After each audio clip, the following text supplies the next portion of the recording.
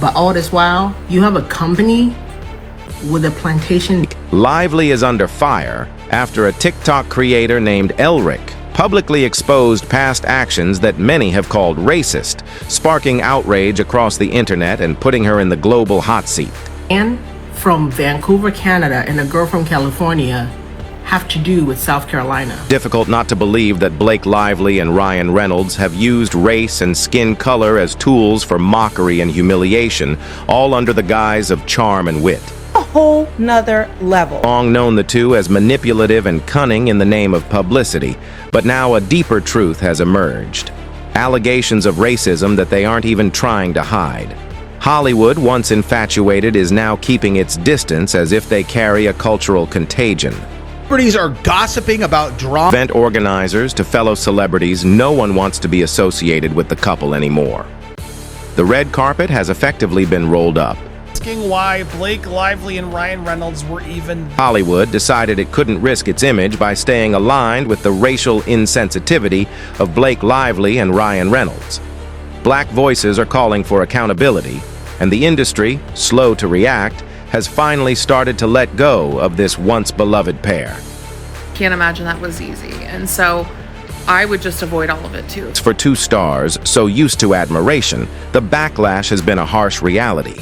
But it's a reality rooted in their own decisions and the racist ideology they seem unwilling to acknowledge or abandon. I think that they just learned their lesson with SNL 50, where they got tons of backlash, and then just the red carpet experience from...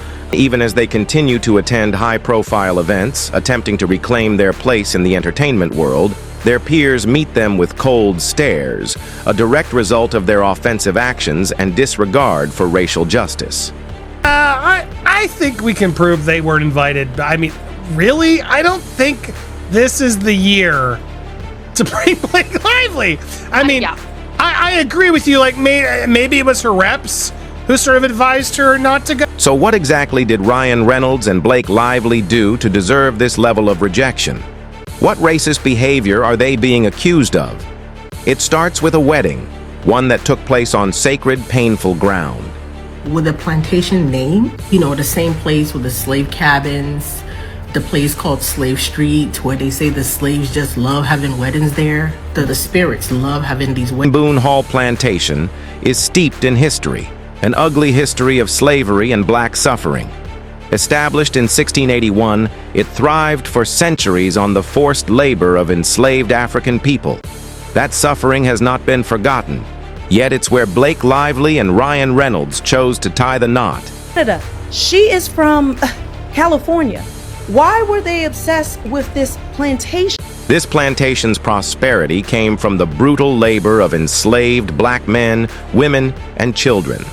From sunrise to sunset, they endured backbreaking work in the fields and kilns, producing bricks and cotton. These were human lives filled with grief and hope, reduced to property. She just wants to romanticize that deep South history of how the blues came from and where it came from, and the blueberries from the blue. The plantation's original slave cabins still stand. Tiny, suffocating shelters that housed generations of black families. They are now preserved as historical exhibits, yet the suffering they represent is too often overlooked or romanticized by people who see only aesthetics. He's registered in 2015. We find out they got married on a plantation. They come out with a bullshit apology in 2020. That includes celebrities who use the site for weddings, blissfully ignoring the trauma tied to its soil. To them, it's rustic and charming. To Black Americans, it's a site of unimaginable pain. But Lively and Reynolds didn't seem to care. As a man from Vancouver, Canada, and a girl from California have to do with South Carolina? Why are you so obsessed with the South? In 2012, they flew in from California and Canada to marry at Bonet Hall Plantation.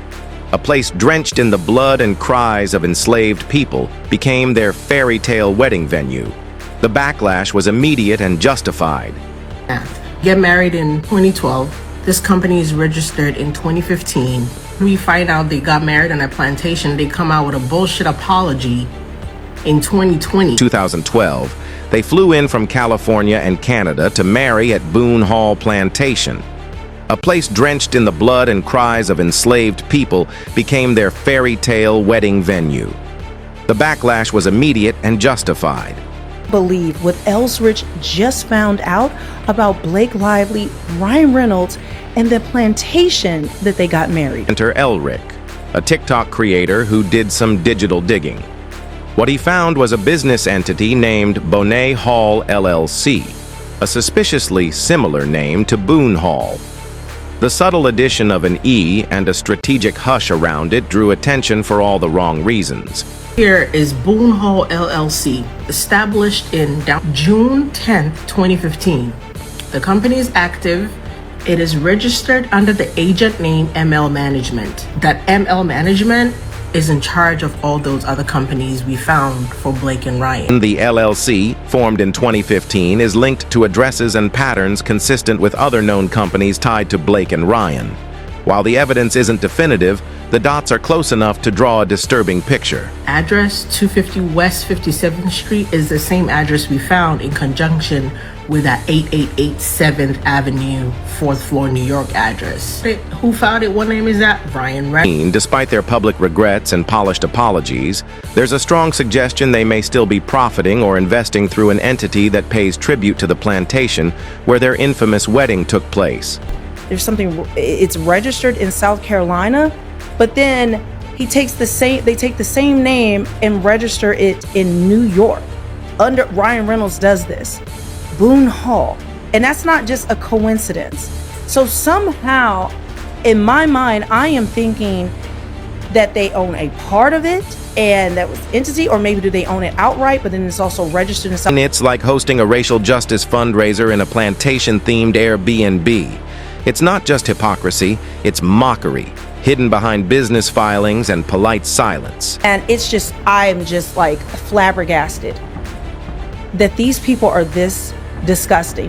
And the fact that they donated this money to the NAACP 6 years ago, and now she's getting this Time Award, and this was all to make up for that plantation wedding, but the whole time they own the plant. H in Bonet might as well stand for hush, a quiet hope that the world wouldn't connect the dots. But history doesn't stay buried. It resurfaces, and it spells out the truth. Married on and doing these fake apologies, and they didn't realize and they didn't know it was a plantation. And this wasn't an isolated incident. The wedding was just one of many moments where Blake and Ryan displayed racial insensitivity. A prime example? Blake's failed lifestyle brand, Preserve. From Blake and Ryan, just look at all of their actions. And they don't care who it is. They're going to destroy anybody, no matter your race, creed, color, anything, in order to enrich. Preserve, launched in 2014, looked more like a plantation core Pinterest board than a lifestyle brand. It glorified vintage Americana with cotton fields and Southern charm, all with no context, no history, and no acknowledgement of slavery. Antebellum, Love of the South, pre-Civil War South website she had. We have an incredible team of people who do beautiful work, but we launched the site before it was ready, and it never caught up to its original mission. What was that mission? It's not making a difference in people's lives, whether superficially or in a mean. The site was quickly called out for its whitewashed, romanticized version of the South. Within a year, Preserve shut down, its aesthetic exposed for what it really was, a tone-deaf attempt to monetize nostalgia rooted in oppression. Antebellum, Love of the South, all that stuff that's been reported.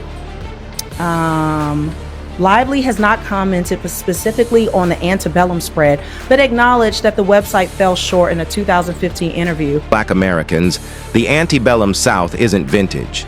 It's generational trauma. But for Blake and Ryan, it's branding material. They seem more interested in porches and peach cobbler than in confronting the chains and whips that once existed on those lands. People are making a false misconduct claim to gain leverage, I don't know, for a prequel, a sequel of a movie for money. Like, it's just like, it's not I'm like tired. bad. I'm it's just like tired. It's evil. I'm just like, Then there's Blake's 2009 appearance on Saturday Night Live, a now criticized skit in which she played a caricatured black woman, complete with exaggerated mannerisms, slang, and outdated stereotypes. It wasn't satire. It was straight-up racial mockery. You need to drop that attitude. I'm in no kind of mood for that. I need my mama. Mama, where you is, girl? Which begs the question, why are two people from California and Canada so obsessed with Southern plantation aesthetics? They have no cultural ties to the region. The only explanation is appropriation and mockery.